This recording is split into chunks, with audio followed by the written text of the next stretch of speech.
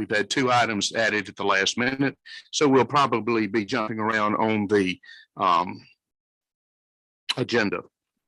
First, I'll call up House Bill number 863, the Mississippi Prison Industries Act of 1990, bring forward the purpose of possible amendment.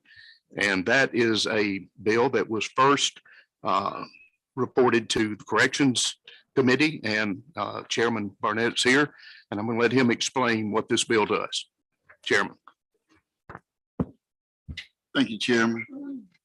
This is my first time in an AET meeting, so I don't know what to really expect, but nevertheless, House Bill 863 is basically a response to a peer report that we received that basically said that MPIC, which has rebranded itself as MAGCOR, would work best if it worked hand in hand with MDOC. And so what we agreed to do was to take recommendations of that peer report, combine the two so that those individuals who we helped with the passage of the early parole bill that we passed out on last year, what we realize is that a lot of those individuals who have been released may have gotten necessary training while they was inside MDOC, but not the opportunity to get before employers that will help them gain employment when they get out. So basically what this would do is put MAGCOR MPIC under MDOC so that it can provide for workforce training and also work hand in hand with employers. So when they do leave, then they have the possibility of having employment when they do leave, but we need this bill to make that happen, to combine. So this is why, I mean, this is what is happening in corrections, and so now it's here in your committee. All right. And I'm open to any questions if there is any. Does the committee members have a question? If not, do I have a motion?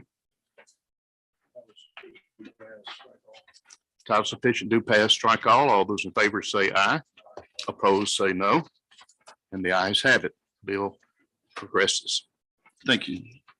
Next is House Bill number 906. This again was referred to corrections. And it's the omnibus bill. And Senator Chairman, if you will explain this one to us. Thank you again, Mr. Chairman. This is, I was sharing, talking with Senator Parks earlier. And she said she was a little nervous because it was an omnibus. And I told her, you know, basically it was a bus, but we struck out enough language on it. I think we can call it a truck now.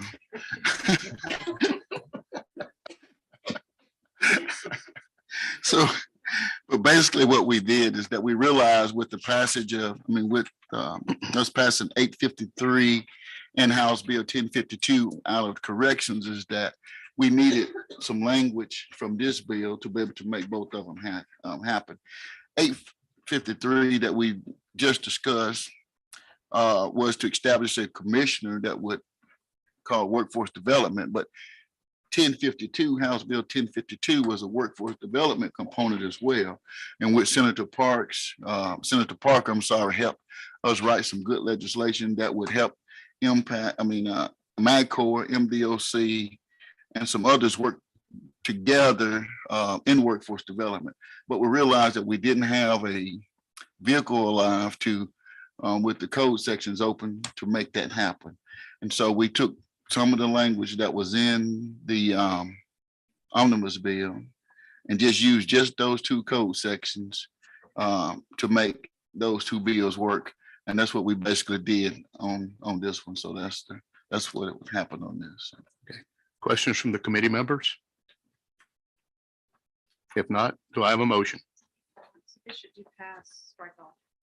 Motion is title sufficient, do pass, strike all. All those in favor say aye. Opposed, no. Ayes have it. Thank you, Mr. Chairman. May I be excused? You may. Thank you.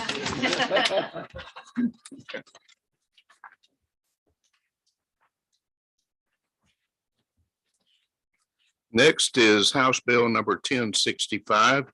The nuisance animals, bring forward certain sections of law relating to it. This bill is such that It has a reverse repeater in it of June 30, 2022. I understand the Wildlife Committee still wants to work on this. So they have put a reverse repeater in there so we can continue to study it. That's all we're looking at right now. If there are any questions, I probably can't answer them, but I'll do my best. Otherwise, do I have a motion? Title sufficient, do pass, strike all. All those in favor say aye. Opposed, no. Motion carries.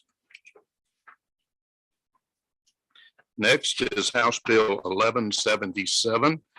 This is a Veterans Affairs, Veteran and Military Affairs bill that I believe we have Ms. McDaniel here to explain it to us. If you would give us the Cliff Notes version. Basically, the adjutant general has to say that the military commission has the ability to seek property, but there's no mechanism to relinquish or return that property. That's what this bill addresses. Senator Seymour had a couple of questions they were working on. That's why you're going to see in there, it does have a reverse repeater in there. And we just want to keep it there so we can address that. Also had a question in relationship yesterday. Number of the appraisals, and so we also want to respect that also. Okay. I'm sure you'll entertain any questions that you may have. Sir. So Hobson. Yes,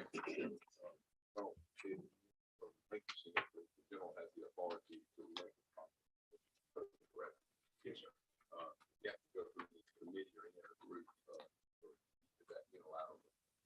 Well, that was one of the things they were talking about as far as the DFA, for instance. They have to, almost have been through.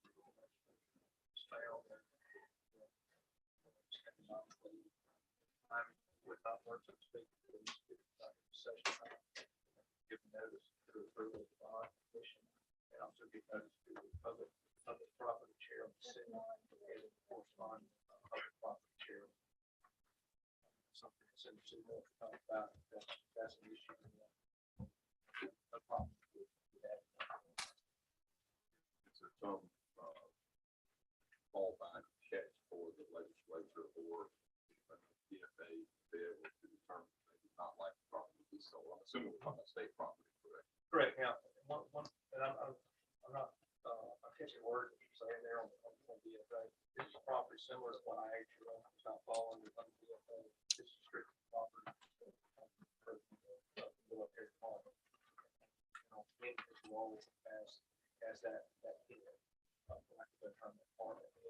So with the property relationship, does mirror the same ability. Is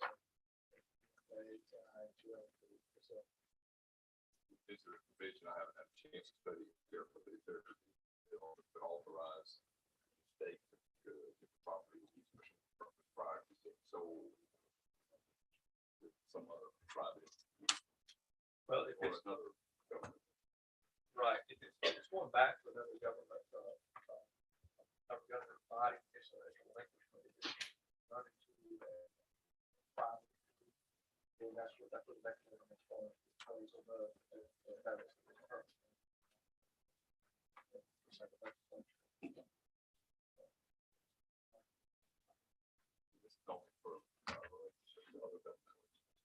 Or private.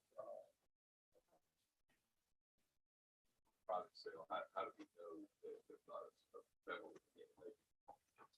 Apologize. Maybe there's not. Property versus property.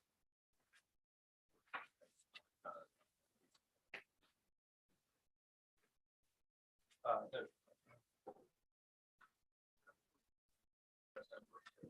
I'd be happy to address that too.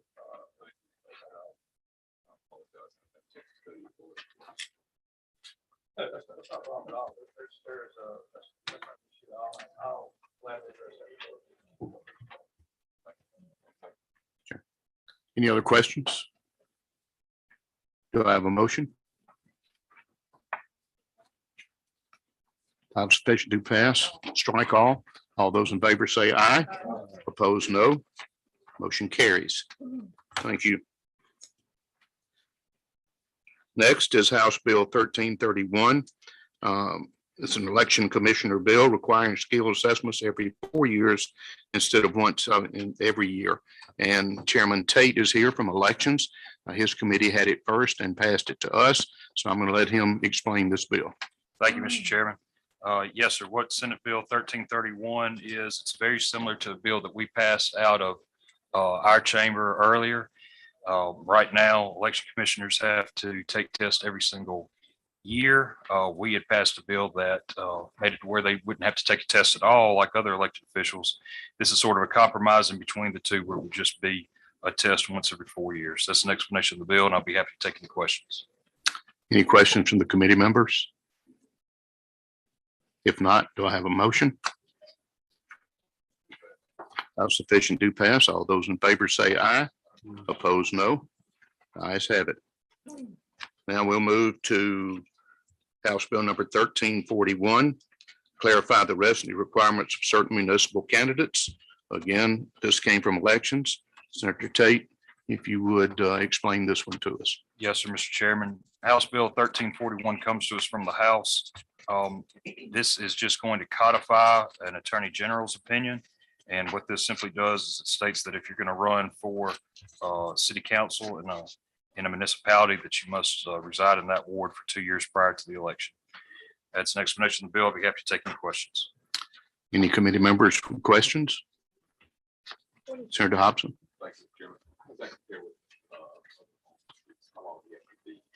I think we're the only other ones that have to, be inside, we have to be within our legislative districts within 2 years prior to the general election.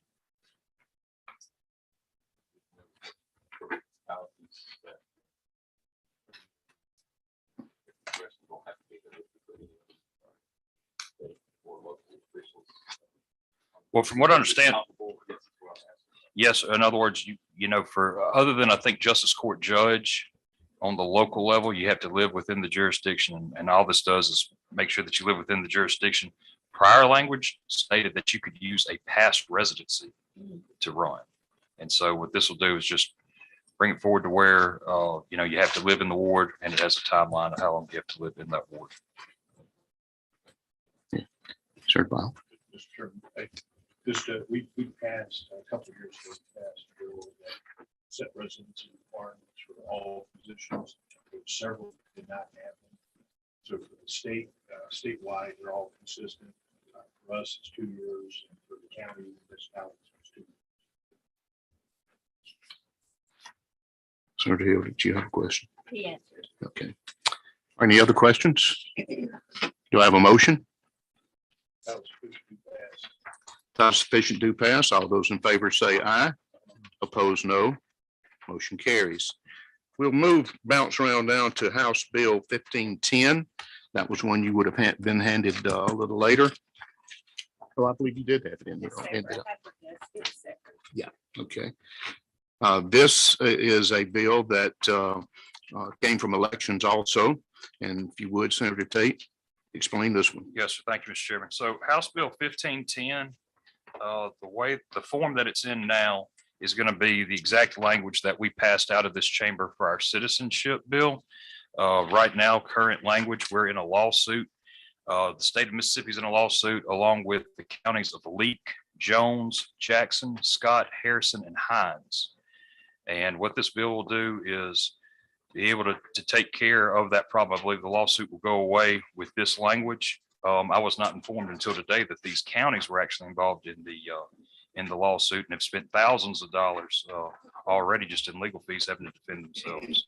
So what this will do is it's the same language as the citizenship bill that everybody voted on earlier this year.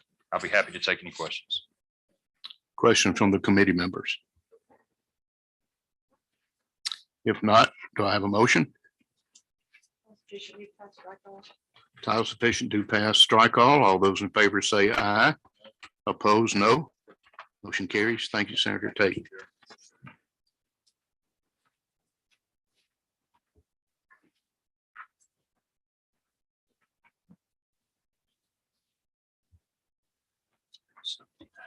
Next, I'll call up one that's not on the agenda, and that's House Bill 1179. And I'm gonna ask Senator Parks if she will explain 1179 to us. The change that's been in this bill can be found on section 56 through 67, where it's making it possible for an employee that's qualified, in good standing with the Mississippi Civil Air Patrol to participate in emergency services. The bill currently reads that they would be granted leave for 6 days and 6 months. At the appropriate time, Chairman, I would like to make an amendment. You may make the amendment now. Thank you. Thank you, Chairman.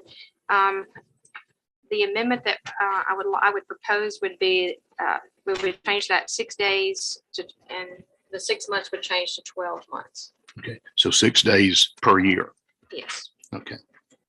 You hear the amendment? Any questions on the amendment? Mr. Sarah, Yes. I don't have that. So would you explain to me again? Sure. Yeah, what it's doing is authorizing state agencies to grant 6 days of administrative leave to someone that is a qualified member of the Mississippi Wings Civil Air Patrol that's participating in emergency services. Okay. And you're amended and you wanna, We amended it from 6 days in the 6-month period to 6 days in a year. That's the And that only affects state employees, is that correct? state agency. Other questions? Senator Blackburn? Could this affect people in other branches of service? No, Just the Guard? it's just the guard. But it's the change, that's the changes. in the bill. Other questions? All right, on the amendment, all those in favor of the amendment say aye. Aye. Opposed, no. The amendment carries. Now we have questions on the bill, if you like. If not, do I have a motion on the bill? so move title switch to the fact. Title sufficient do pass, strike all. All those in favor, or as amended, all those in favor say aye. Aye. Opposed, no. Motion carries. Thank you. Thank you, Mr. Chairman.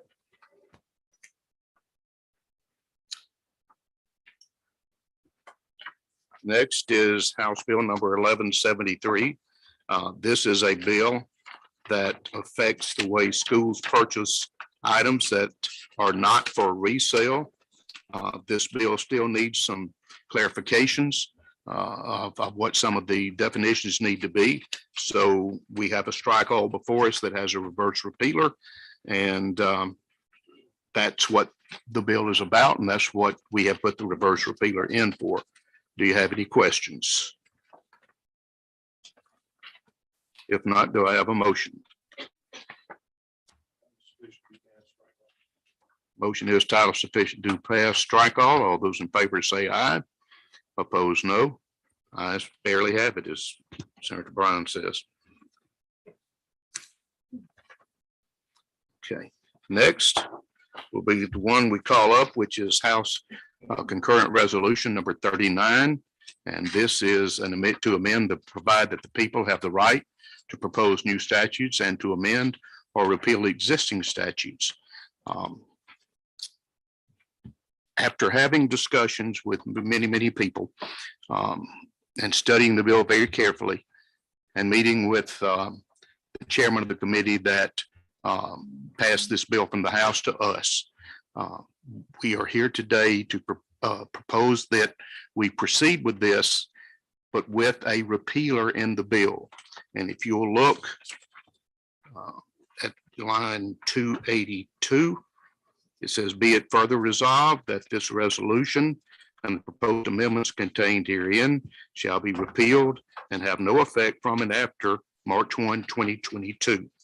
This will send it to conference where I've spoken, as I said, with the chair there. And we had a very good meeting, and I think they have a good basic bill that we'll be able to build on together. And that's what we intend to do. Do I have any questions regarding the House concurrent resolution? If not, do I have a motion? Motion is title sufficient to pass, strike all. All those in favor say aye. Aye. Opposed, no. Motion carries. Do I have another motion? Verizon report. Thank you very much.